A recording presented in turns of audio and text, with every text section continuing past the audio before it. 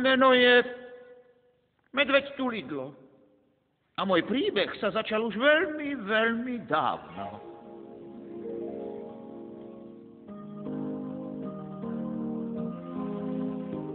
Keď som bol malý, ako darček ma dali, chlapcovi, čo mal ma tak rád. My hrali sme sa a spali v jednej postielke, bol som kráľ, hoc nemal som hrad.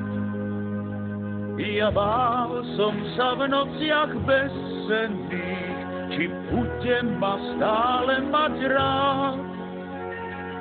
Čítal mi rozprávky, spieval som s ním, bol som kráľ, hoc nemal som hrad, zrazu som sám. Čas letí, jak vietor a chlapca už nie, je veľký, iné hračky má. Koniec rozprávok nežných pohľadení, v krabici je čierna tma.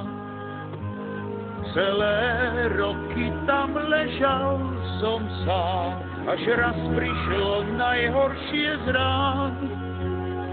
Zrazu som aj v skrini zavádzal, zjedlo ma najhoršie z aut, čo vravieť mám. Zlé sny mám a smútok ma súžiť, tak ťažké je byť sám. Veď každá hračka po hraní túži, ja sa tak rád hrám.